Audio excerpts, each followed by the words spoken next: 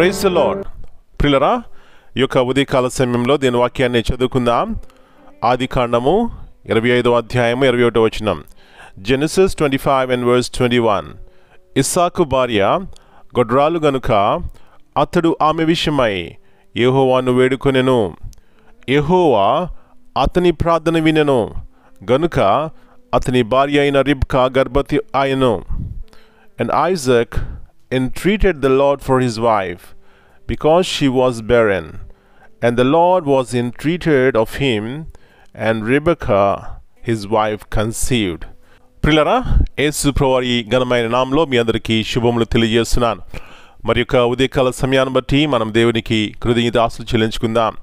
గత రాత్రిలో సుఖముగా నిద్రపోయారండి. చాలామంది జీవితాల్లో ఆయా భారములు వారి జీవితాలని కృంగింపచేస్తాయి.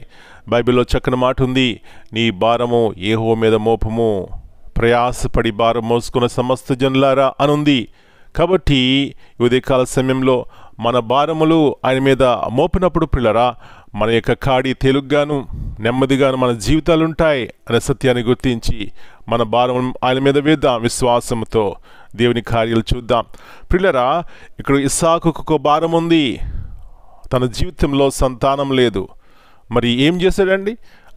తన తండ్రి యొక్క విశ్వాసమును తను కూడా కలిగి ఉన్నాడు కాబట్టి ఇక్కడ ప్రార్థన చేస్తున్నాడు. బైబిల్లో చక్కని మాట ఉంది, యెహోవాను వేడుకొనెను. వేడుకొంటమంటే ఇట్స్ జస్ట్ నాట్ ఆస్కింగ్. బ్రతిమాలు ఉంటాడు, గోజాడు ఉంటాడు, కన్నీరు కార్చి ఉంటాడు. పిల్లరా, ఎందుకు ఇట్లా చేస్తున్నాడంటే తను సేవిస్తున్నటువంటి దేవుడు ఇవ్వగల సమర్థుడు అని గ్రహించినాడు కాబట్టి పిల్లరా దేవుని ఎదుట సాగిలపడ్డాడు.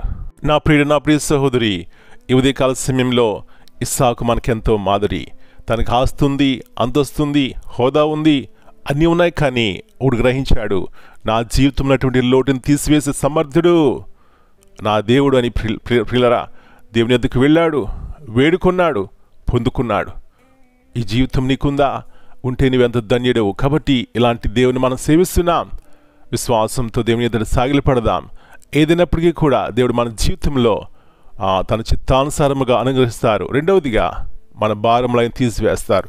ఇలాంటి కృప మనందరికీ దేవుడు దయచేయనుగాక. ప్రార్థన చేసుకుందాం. జీవముగల దేవా, పరిశుద్ధమైన తండ్రి, మరి ఇక నూతన ఉదయకాల సమయాన్ని బట్టి మీకు వందనాలు చెల్లిస్తున్నాం. తిరిగి మీ వాక్యం ద్వారా మాతో మాట్లాడుతున్నారు. అందుని బట్టి మీకు వందనాలు నాయనా. ఎలాంటి నమ్మదగిన దేవుడు నీవు.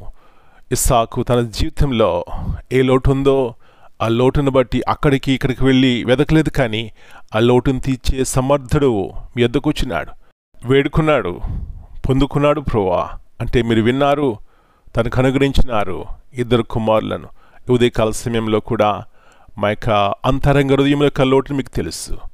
అది ఆత్మ సంబంధమైనదైనా శరీర సంబంధమైన ప్రభువా మీరు తీర్చే దేవుడు. కాబట్టి ఇస్సాకు వలె మేము కూడా విశ్వాసంతో మిమ్మల్ని వేడుకొని పొందుకోవడానికి సహాయం ఇచ్చేయండి. ఉదయకాల సమయంలో మా పిల్లలను దర్శించండి. వారు ఏ లోటు కలిగి ఉన్నారో అది మీకు తెలుసు. కాబట్టి తగిన సమయంలో ప్రభువా వారి లోటును తీర్చండి. దానికి ముందు విశ్వాసం కలిగిన వారై దేవుని యొద్ద వేడుకోవడానికి అలాంటి ఆత్మ సంబంధమైన జీవితం దయచేయమని. ప్రార్థనా జీవితం ఎప్పుడైతే మేము కలిగి ఉంటామో మేము మా కుటుంబాలు ఎలాంటి ఆశీర్వాదం చూస్తాం. ప్రభువా ఇలాంటి కృపను మా పిల్లలందరికీ దయచేయమని మనం మీ చేతికి అప్పగించుకుంటూ యేసు ప్రభువారి అతి శ్రేష్టమైన ఘనమైన నామమును బట్టి ప్రార్థన చేస్తున్నాను తండ్రి. Amen. God bless you all.